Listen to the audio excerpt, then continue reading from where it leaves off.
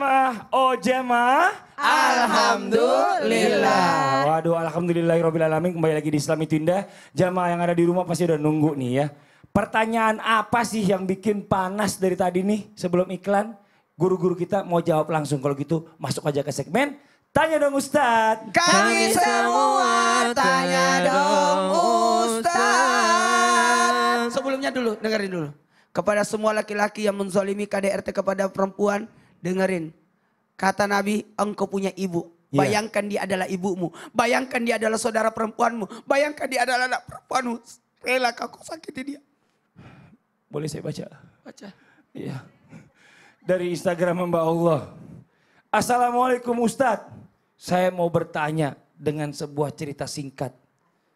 Sepasang suami istri bertengkar.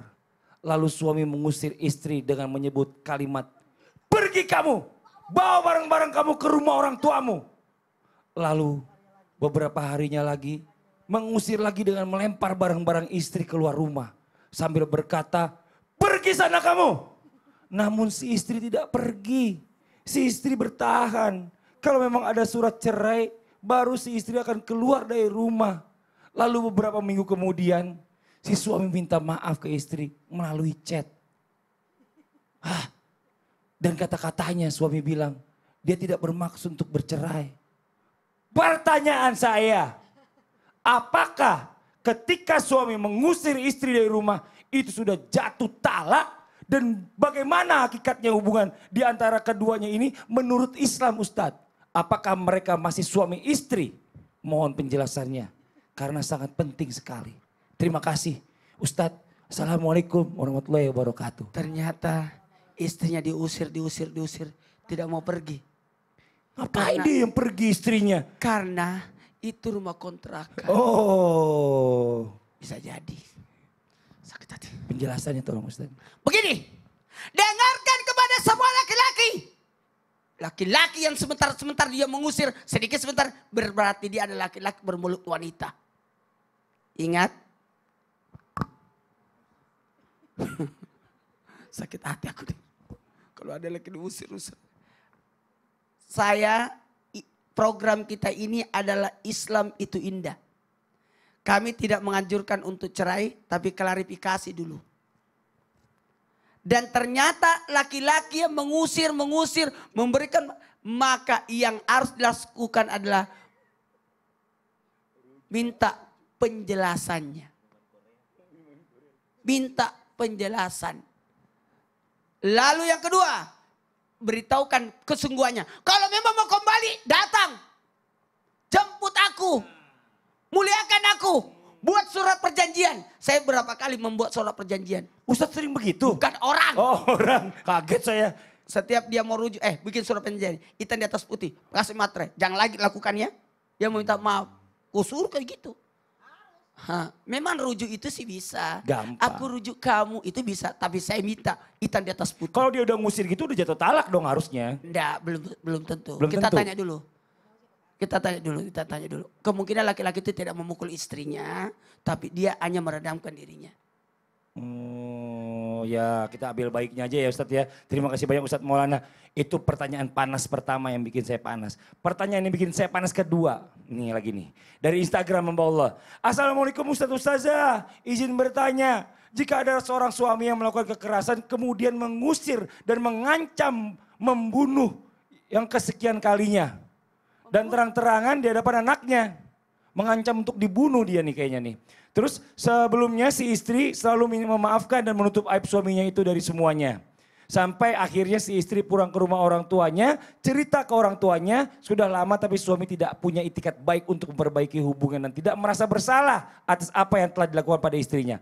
Kira-kira keputusan apa yang mesti diambil sama istrinya ini? Mohon pencerahannya. Ustaz Ulung dijawab nih. Yang pertama, Ngancem-ngancem ini yang sebagai suami ngancem-ngancem, ini yang namanya seorang suami, benar tadi guru kita menyatakan apa? Dalam hadis, suami yang baik adalah yang memuliakan istrinya. Ini malah ngancem, ngebunuh segala macam. Yang pertama, istihoroh.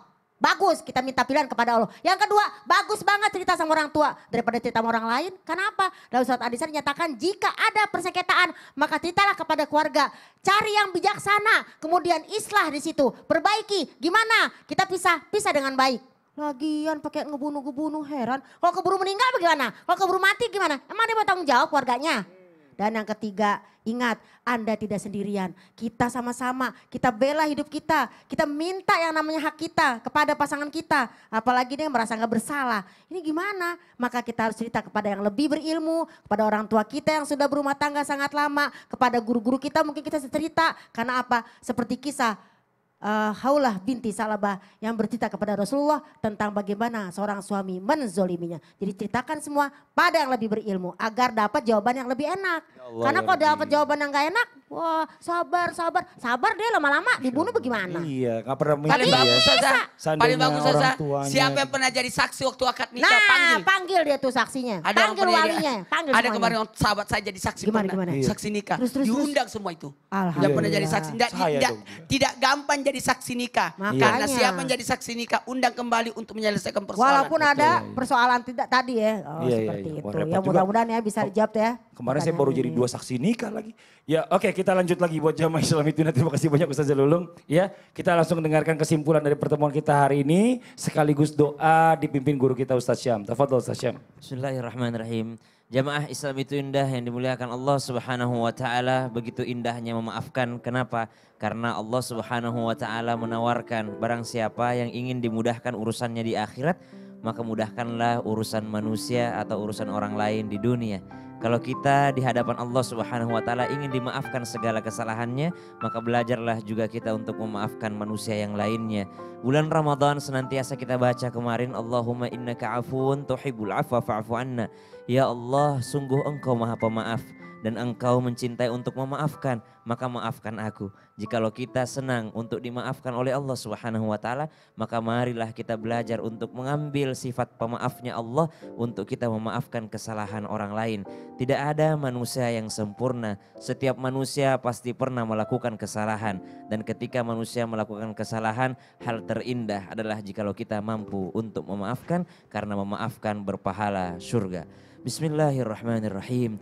Alhamdulillahi Rabbil Alamin. Allahumma salli ala Sayyidina Muhammadin wa ala alihi wa sahbihi wa sallim. Amin. Rabbana la tuzigh qulubana ba'da idh hadaytana wa hab lana min ladunka rahmatan innaka antal wahhab.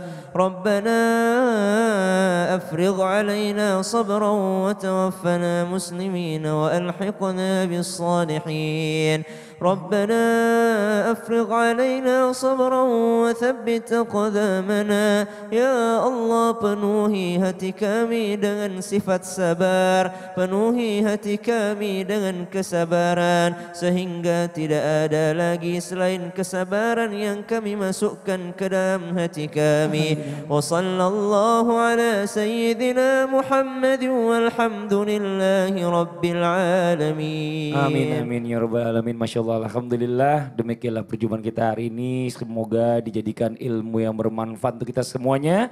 Sekali lagi mohon maaf atas segala kekurangan. Wabillahi taufiq wal hidayah. Wassalamualaikum warahmatullahi wabarakatuh. Waalaikumsalam warahmatullahi wabarakatuh. Astaghfirullah Rabbal baraya.